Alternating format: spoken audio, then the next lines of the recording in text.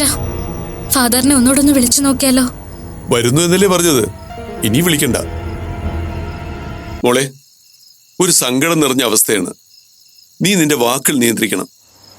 അത് ആരെയും വേദനിപ്പിക്കുന്നതാവരുത്, കേട്ടല്ലോ?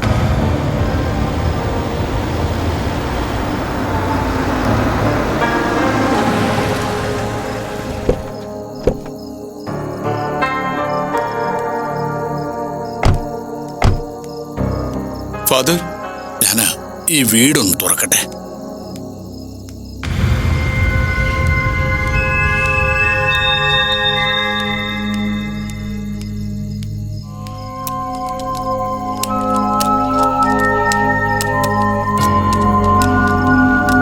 ഫാദർ ഇങ്ങ് തരൂ, ഞാൻ തുറക്കാം.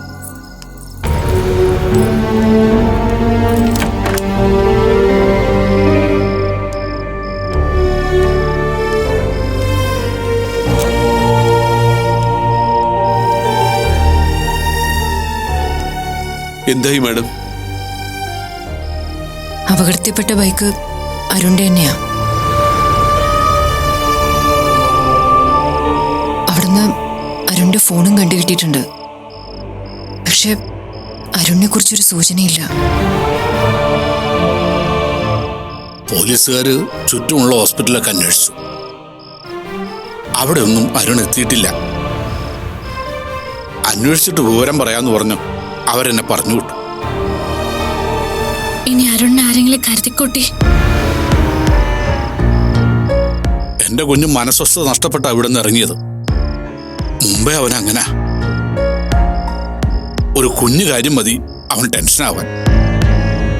അപ്പൊ പിന്നെ ഇപ്പൊ ഈ നിൽക്കുന്ന അവസ്ഥയിൽ എന്താ പറ്റിക്കൂടാത്തത്? ഫാദർ, കുറച്ച് ഉന്നതരായ ഏതെങ്കിലും ഓഫീസർമാരുടെ ഇടപെടലുണ്ടായിരുന്നെങ്കിൽ. ബിഷപ്പ് ഹൗസിൽ വിളിച്ച് ഞാൻ അതിനു വേണ്ട ഏർപ്പാടൊക്കെ ചെയ്തിട്ടുണ്ട്. വരുന്ന പോലീസുകാരന്റെ സ്ഥാനമല്ലല്ലോ രംഗനാഥ പ്രശ്നം, എന്റെ കുഞ്ഞിനെ കണ്ടെത്തലല്ലേ. ഫാദർ, ഞാൻ കുടിക്കാൻ എന്തെങ്കിലും എടുക്കട്ടെ? വേണ്ട മോളെ, ഇനിയിപ്പോ എന്തെങ്കിലും കുടിച്ചാൽ തന്നെ തൊണ്ടേന്നോട്ട് ഇറങ്ങത്തുമില്ല.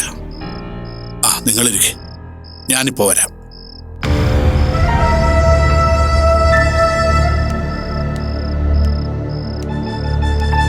മറ്റുള്ളവരുടെ സങ്കടങ്ങൾ കാണുമ്പോൾ എത്ര പെട്ടെന്ന് ആ ഫാദർ പരിഹാരം കാണുന്നെന്ന് ഞാൻ അതിശയിച്ചിട്ടുണ്ട്.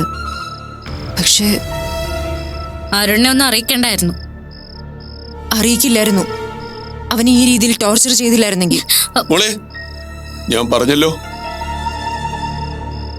ഹോസ്പിറ്റൽ മാനേജ്മെന്റിന്റെ ഭാഗത്തുനിന്ന് ഓഫീസേഴ്സിനെ ബന്ധപ്പെട്ടിട്ടുണ്ട്. പോലീസുകാർ പറയുന്നത് ഇടിച്ചു വീഴ്ത്തിയ വണ്ടി ഒരുപക്ഷെ അരുണിനെ കൊണ്ടുപോകാൻ സാധ്യതയുണ്ടെന്നാ. ഏയ്, അങ്ങനൊന്നും ഉണ്ടാവില്ല. അങ്ങനൊന്നും സംഭവിക്കില്ല. കുറ്റപ്പെടുത്തലുകൾ കേട്ടിട്ട് വീഴാതെ നിൽക്കുമ്പോൾ ചിലർക്കൊരു തോന്നലുണ്ട് എല്ലാവരും അങ്ങനെ ആയിരിക്കുന്നു. സാധുക്കളും കാണുമല്ലോ കൂട്ടത്തില്.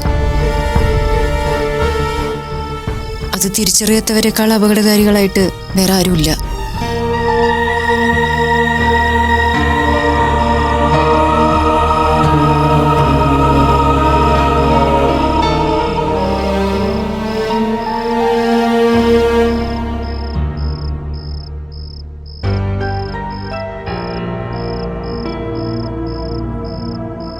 സാരംഗ്, അരുൺ എന്താ സംഭവിച്ചത്? എനിക്കറിയില്ല രഞ്ജിത്ത്. അയാളെ കാണാനില്ലെന്നോ മറ്റോ പറഞ്ഞ് ആ ഫാദർ ഇവിടെ വന്നിരുന്നു. ഫാദറിന് എന്നെ എന്തൊക്കെയോ സംശയമുണ്ട്. അയാൾ എന്തൊക്കെയോ പറഞ്ഞിട്ട് പോയി. അരുണിനൊരു ആക്സിഡന്റ് സംഭവിച്ചു എന്നുള്ളത് സത്യമല്ലേ? ആ, സത്യമാണോ അല്ലയോ എന്നുള്ളത് എനിക്കറിയില്ല. എന്ത് ചോദിച്ചാലും സാരംഗിന് അറിയില്ല. ഓഫീസിൽ അരുൺ വന്നതിന്റെ പേരിൽ സാരംഗിന് അഭിമാനക്ഷതം ഉണ്ടായെന്നുള്ളത് സത്യമല്ലേ?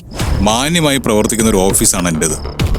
അവിടെ ചില അപസ്വരങ്ങൾ ഉണ്ടാകുമ്പോൾ എനിക്ക് ബുദ്ധിമുട്ടാണ്. അതെനിക്ക് നാണക്കേടുവാ.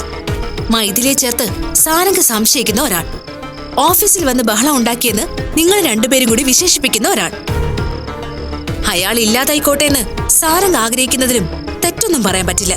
അനാമിക, താൻ എന്താ ഉദ്ദേശിക്കുന്നത്? ഒരു കാര്യം ഞാൻ പറയാം. അരുണിന് എന്തെങ്കിലും സംഭവിച്ചാ അത് സാരംഗിന് മാത്രമല്ല, രഞ്ജിത്തിന് മറുപടി പറയേണ്ട ബാധ്യതയുണ്ട്. ഞാനോ? അരുണിനെ തല്ലിയത് രഞ്ജിത്തല്ലേ? ആർക്ക് വേണ്ടിയാ? സാരംഗിന് വേണ്ടിയല്ലേ? അപ്പൊ പിന്നെ സാരംഗ് അരുണിന് എന്തെങ്കിലും ചെയ്തിട്ടുണ്ടെങ്കിൽ അതിന്റെ കുറ്റം രഞ്ജിത്തിന്റെ തലയിൽ വരാതിരിക്കോ? Anamika, stop this. ഇത്തരം വെട്ടിത്തരങ്ങൾ എഴുന്നള്ളിക്കാൻ വേണ്ടിയാണോ പാതിരാത്രിക്ക് ഇയാളും കൂട്ടി ഇവിടെ വന്നിരിക്കുന്നത്? സാരംഗ്, മൈഥിലി അരുണിനെ താൻ സംശയിക്കാൻ തുടങ്ങിയപ്പോ തന്നെ തന്റെ മാനസിക നില തെറ്റിയോന്ന് എനിക്ക് സംശയമുണ്ട്. ഇപ്പൊ ഇതുകൂടി കേൾക്കുമ്പോ സാരംഗിന്റെ മറ്റൊരു ക്രൂരമായ മുഖമാ തെളിഞ്ഞു വരുന്നത്. ഞാൻ അവനെ കൊന്നുന്നാണോ? കൊല്ലില്ലാന്ന് എനിക്ക് ഉറപ്പൊന്നുമില്ല. ഛേ, അനാമിക, താനൊന്നും മിണ്ടാതിരിക്കാൻ. ഇവിടെ കുട്ടികളുണ്ട്. അവര് കേൾക്കട്ടെ. അവരുടെ അച്ഛനെ കുറിച്ചുള്ള ഗംഭീര കഥകള് അവര് കേൾക്കണമല്ലോ. സാരംഗ്, നിങ്ങൾ എത്ര ആണയിട്ട് പറഞ്ഞാലും അരുണിന്റെ കാര്യത്തിൽ ഞാനത് വിശ്വസിക്കില്ല. നിങ്ങളത് ചെയ്തു കാണും. അതിനുള്ള ക്രൂരത നിങ്ങളുടെ മനസ്സിലുണ്ട്.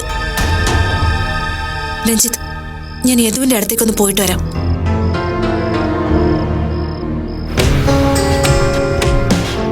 സാരംഗ്, താൻ അബദ്ധം എന്തെങ്കിലും കാണിച്ചോ? അനാമിയോട് ഞാൻ അതിരി വിടാതിരുന്നത് അവളൊരു സ്ത്രീ ആണല്ലോ എന്നുള്ള പരിഗണന കൊണ്ടാ. പക്ഷെ തന്നോട് ഞാനത് കാണിക്കില്ല. ഞാൻ അറിയാതെ അവനെ തല്ലിപ്പോയി. അതിന്റെ പേരിൽ അവൻ... പേടിക്കണ്ടടോ. എന്തെങ്കിലും ചെയ്തിട്ട് അത് തന്റെ തലയിൽ വെച്ച് കെട്ടാനുള്ള മാന്യതക്കുറവൊന്നും ഞാൻ കാണിക്കില്ല. അവനെ അപകടപ്പെടുത്തിയിട്ടുണ്ടെങ്കിൽ അത് ചങ്കൂറ്റത്തോടെ നെഞ്ചു വിരിച്ചെന്ന് പറയും സാരംഗ്. ചോദ്യകർത്താക്കളെ ഞാൻ ഒരുപാട് കണ്ടു. തൽക്കാലം ഞാൻ സംശയത്തിന്റെ നിഴലിൽ തന്നെ നിൽക്കാം. എല്ലാവരും കൂടി സാരംഗിനുള്ള ശിക്ഷ വിധിക്കട്ടെ.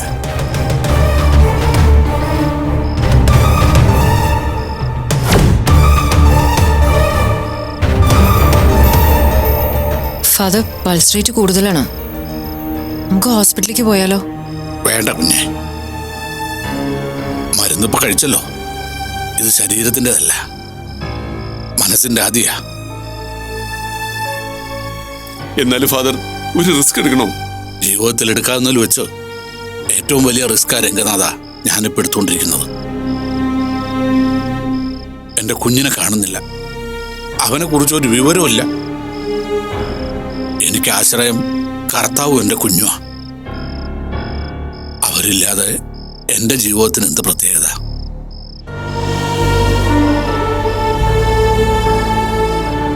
ഫാദർ വേണമെങ്കിൽ കുറച്ചു നേരം കിടന്നോ? കിടന്നാ കിടപ്പ് കിട്ടണ്ടേ? സമനില തെറ്റാത്തത് ഭാഗ്യം. ആർക്കെങ്കിലും സമാധാന വാക്ക് എന്തെങ്കിലും പറയാനുണ്ടോ? ഈ അവസ്ഥയൊന്നും എൻ്റെ കുഞ്ഞിന് വരില്ലായിരുന്നു. അവനോട് എല്ലാവരും ഇത്തിരി കരുണ കാണിച്ചിരുന്നെങ്കിൽ. അവൻ ഒതുങ്ങി നിന്ന് വളർന്നവനാ. നിങ്ങളെപ്പോലെ വലിയ വലിയ ലോകങ്ങളൊന്നും കണ്ടുള്ള പരിചയം അവനില്ല. നിങ്ങളെപ്പോലെ വലിയ വലിയ ശീലങ്ങളും അവനില്ല. അവൻ ഒരാളെ സ്നേഹിച്ച ആത്മാർത്ഥമായിട്ട് അങ്ങ് സ്നേഹിക്കും. ഒരാൾ അവൻ അമ്മയെന്ന് വിളിച്ചാൽ അമ്മയെന്നും ചേച്ചിന്ന് വിളിച്ചാൽ ചേച്ചിന്നും. അതിന് കടുകിട മാറ്റമില്ല. അവൻ എപ്പോഴും പറയുമായിരുന്നു, അനാഥനായ എനിക്ക് ഭാഗ്യം കൊണ്ട് ഒരുപാട് പേരെ കൂട്ടിന് കിട്ടിയെന്ന്. ഇവിടെ ചുറ്റും നിന്ന് കുറ്റപ്പെടുത്താൻ ഒരുപാട് പേരുണ്ട്. അല്ലാതെന്താ? ഫാദർ, അധികം സംസാരിക്കണ്ട. സംസാരിച്ചു പോകും മൈഥിലി.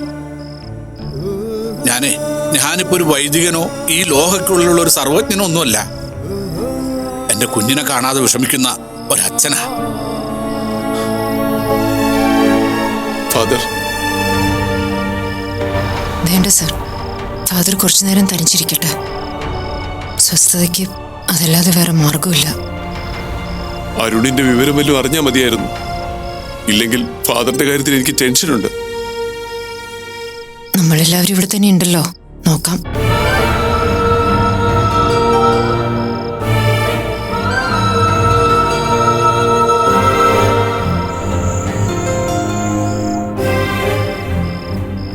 ഹലോ അനാമിക.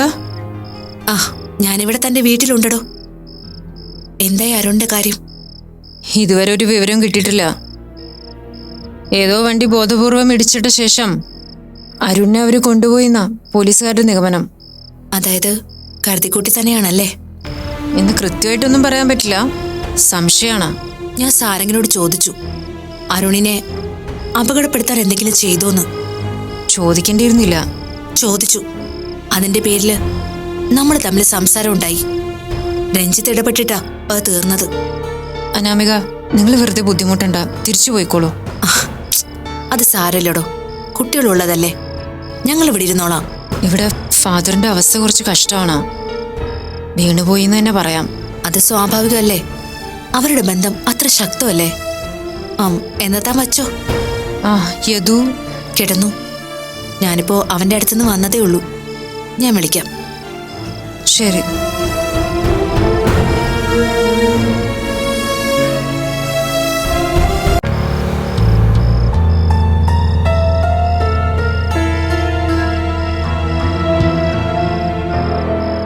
സാരംഗ് എവിടെ? അനാമിക ഇല്ല, ഞാൻ ഇനി ബഹളം വെക്കാനൊന്നും പോകുന്നില്ല. ഞാനിപ്പോ മൈഥിലി വിളിച്ചിരുന്നു. ഫാദറിന്റെ അവസ്ഥ വളരെ കഷ്ടമാണെന്നാ മൈഥിലി പറയുന്നത്. അതിന് വേറെ പ്രശ്നങ്ങളൊക്കെ നമുക്ക് വിട്ടുകളയാം. ആ ഫാദറിനെ ഓർത്തെങ്കിലും അരുണിന്റെ കാര്യത്തിൽ സാരംഗിന് എന്തെങ്കിലും പങ്കുണ്ടെങ്കിൽ. ബഹളം വെക്കാനല്ല വന്നതെന്ന് അനാമിക പറഞ്ഞു. പക്ഷെ ഇതൊക്കെ കേട്ടാ ഞാൻ ബഹളം വെക്കല്ലാതെ വേറെ എന്താ ചെയ്യേണ്ടത്? എന്നെ വെറും ഒരു തെരുവ് കുണ്ടിയായിട്ടാണോ നിങ്ങളൊക്കെ കാണുന്നത്? എന്തെങ്കിലും ചെയ്യാൻ എനിക്ക് ആഗ്രഹം ഉണ്ടായിരുന്നെങ്കിൽ അത് ഞാൻ എന്നേ ചെയ്തേനെ. മൈഥിലിയെ താൻ ന്യായീകരിച്ചോ? പക്ഷേ ഞാൻ സാധാരണ ചെയ്യുന്ന കാര്യങ്ങൾക്ക് ഒരു വില്ലൻ പരിവേഷം ചാർത്തി തരണ്ട. അനാമിക താൻ അകത്ത് പോയിരിക്കുക. സാരംഗിന് ഈ കാര്യത്തിൽ ഒരു ബന്ധവുമില്ല. എനിക്കത് 100% ഉറപ്പാ. സാരംഗിന്റെ കാര്യത്തിൽ നമ്മുടെ കണക്കുകൂട്ടലുകളൊന്നും തെറ്റിയിട്ടില്ലെന്ന് ഉറപ്പുണ്ടോ രഞ്ജിത്തിന്? ഉറപ്പുണ്ടെങ്കിൽ കൊള്ളാം.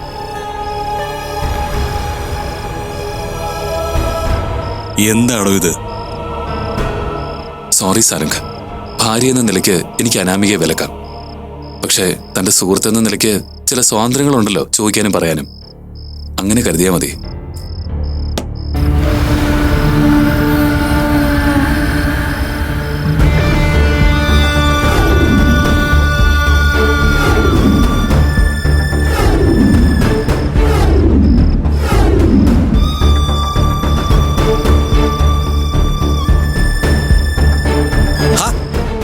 ലക്ഷ്മി, നീ ഇതുവരെ ഉറങ്ങിയില്ലേ? നിങ്ങളും ഉറങ്ങിയില്ലല്ലോ. അപ്പൊ നീ ആ വാർത്ത കേൾക്കാൻ കാത്തിരിക്കല്ലേ? ഏത് വാർത്ത? ഒരു മരണ വാർത്ത. എനിക്കറിയാം ലക്ഷ്മി, പുറമേ നീ എന്തൊക്കെ പറഞ്ഞാലും ഉള്ളിൽ നീ അത് ആഗ്രഹിക്കുന്നുണ്ട്. നീ നമ്മുടെ മോനെ പ്രസവിച്ച അമ്മയല്ലേ? നീയല്ലേ അവനെ ആദ്യം താലോലിച്ചത്? അവനെ ഇല്ലാതാക്കിയവനോട് നിനക്കെങ്ങനെ പൊറുക്കാൻ പറ്റും, അല്ലേ? എന്റെ മനസ്സിൽ അങ്ങനെയുള്ള ദുഷ്ടത്തരമില്ല. ഞാൻ അവസാനിക്കുന്നതോടെ ലോകം അവസാനിക്കും എന്ന് ചിന്തിക്കുന്നുമില്ല. മകളെപ്പോലെ കൂടെ ചേർത്ത് പിടിച്ചവളുടെ ജീവിതം ഇല്ലാതാക്കാൻ ഞാൻ ശ്രമിക്കില്ല. പിന്നെ എന്തിനാണ് നീ ഇങ്ങനെ കണ്ണും തുറന്നുകൊണ്ട് കാത്തിരിക്കുന്നത്? ഒരുപാട് ദുഷ്ട കഥാപാത്രങ്ങളെക്കുറിച്ചുള്ള കഥകൾ ഞാൻ കേട്ടിട്ടുണ്ട്, വായിച്ചിട്ടുണ്ട്. അവരുടെയൊക്കെ അവസാനം എങ്ങനെയാണെന്നറിയോ? ഇരുന്നും കിടന്നും നിരങ്ങിയുവാ അവസാനിച്ചത്. അങ്ങനെ നിങ്ങൾക്ക് എന്തെങ്കിലും പറ്റിപ്പോയാ?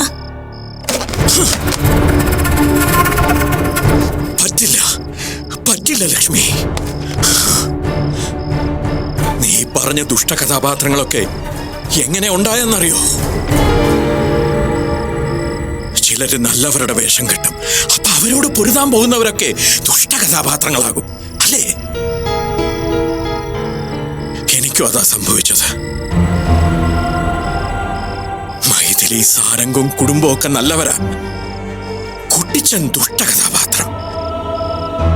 നിന്നെ പോലെ തളർന്നു കിടക്കുന്ന അമ്മൂമ്മമാർക്ക് പേരക്കുട്ടികളെ അടുത്ത് വിളിച്ചിരുത്തി പറയാൻ പഴയ കഥാപാത്രങ്ങൾ മാത്രം പോരല്ലോ, പുതിയത് വേണ്ടേ, പുതുമ വേണ്ടേ?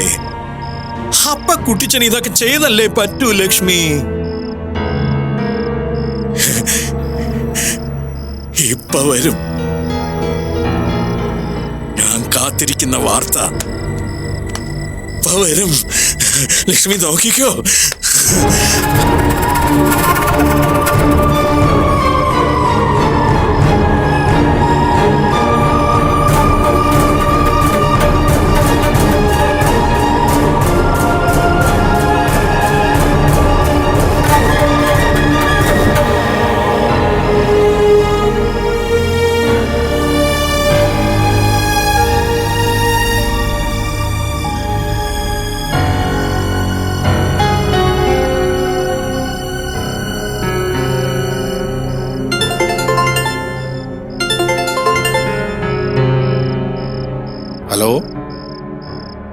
അതെ സാർ. ആണോ? Oh Jesus. ഞാൻ ഉടനെ വരാം സാർ. ശരി സാർ. അരുണിനെ പോലീസുകാർ കണ്ടെത്തിയത്. എന്താ സംഭവിച്ചെന്ന് പറഞ്ഞോ ഫാദർ? ഇല്ല, എത്രയും പെട്ടെന്ന് നമുക്ക് സ്റ്റേഷനിലേക്ക് എത്തണം. ഫാദർ, നമുക്ക് ഒരുമിച്ച് പോവാം. വേണ്ട, എല്ലാവരും കൂടി ഇപ്പൊ അങ്ങോട്ട് കയറി ചെല്ലണ്ട. ഞങ്ങളൊന്ന് പോയി വിവരം അന്വേഷിച്ചിട്ട് വരാം. ആ, രംഗനാഥൻ ഇവിടെ നിൽക്കുന്നോ അതോ വീട്ടിലേക്ക് പോകുന്നു? ഞങ്ങൾ അരുണിനെ കണ്ടിട്ടേ പോകുന്നുള്ളൂ. ബിഷപ്പ് ഹൗസിലൊന്ന് വിളിച്ചു പറയണം, ഓർഫനേജിലും പറയണം. വിളിച്ച് ബുദ്ധിമുട്ടിച്ചത് ആരൊക്കെയാണെന്നൊരു ഓർമ്മയില്ല. എല്ലാവരും വിളിച്ച് വിവരം ഒന്ന് പറയണം. ആ, എന്തായാലും നമ്മുടെ ടെൻഷൻ അവസാനിച്ചല്ലോ. ആ മോളെ,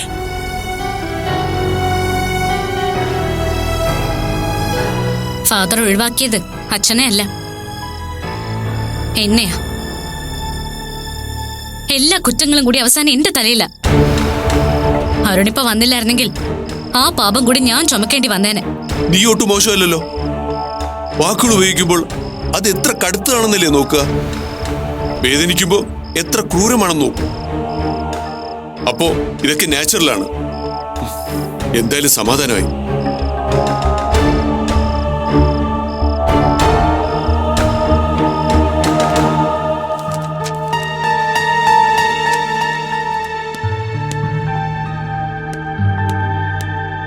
സർ, ആ ഫാദർ വന്നിട്ടുണ്ട്. വരാൻ പറയും. ശരി സർ.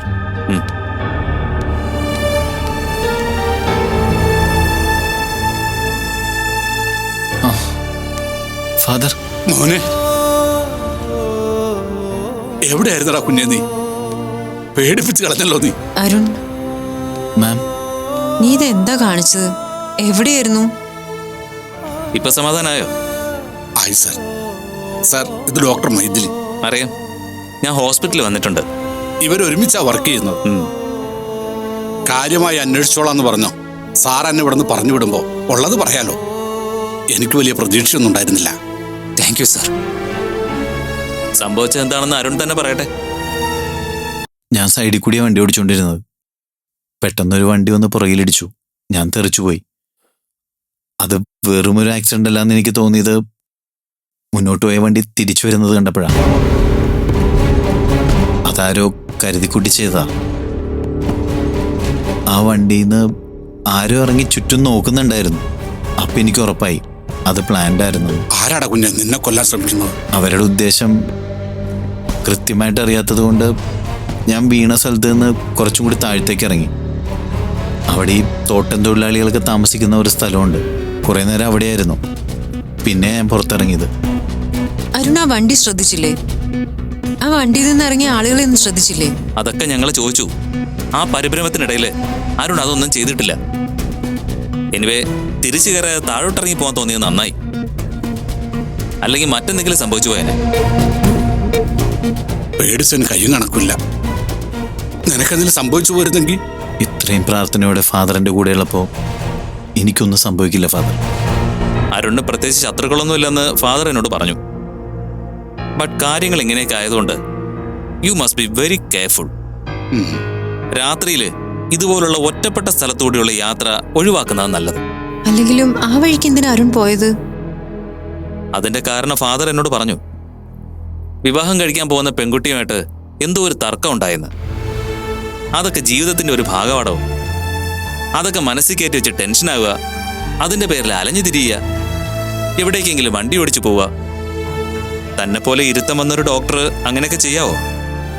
സാർ, ഞങ്ങൾക്ക് മോനെ കൊണ്ട് പോകാമോ? പോകാം ഫാദർ. ഞാനെന്തായാലും കേസെടുത്തിട്ടുണ്ട്. കാര്യമായ ഒരു അന്വേഷണം നല്ലതാണെന്നാണ് എനിക്ക് തോന്നുന്നത്. അന്വേഷിക്കണം സാർ. ഇതിന്റെ പുറകിൽ ആരായാലും കണ്ടെത്തുക തന്നെ വേണം. ഓക്കെ ഓക്കെ, എങ്കിൽ നിങ്ങൾ പൊക്കോളൂ. ഫാദർ ഞാൻ ഇടയ്ക്ക് വിളിച്ചോളാം. എങ്ങനെ നന്ദി പറയണമെന്ന് എനിക്കറിയില്ല. ഇതിനെന്ത് പ്രത്യുപകാരം ചെയ്യണമെന്ന് എനിക്കറിയില്ല. എന്നെക്കൊണ്ട് സാറിന് എന്തെങ്കിലും ആവശ്യം വരുമോ എന്ന് എനിക്കിട്ട് അറിയില്ല. ഉണ്ടെങ്കിൽ സാറിന് എന്നെ തീർച്ചയായും വിളിക്കാം. ഓക്കെ അരുൺ, ഞാൻ പറഞ്ഞ ഓർമ്മയുണ്ടല്ലോ, അല്പം ഒരു ശ്രദ്ധ നല്ലതാ. ശരി സാർ. എന്നാ നിങ്ങൾ പൊക്കോളൂ.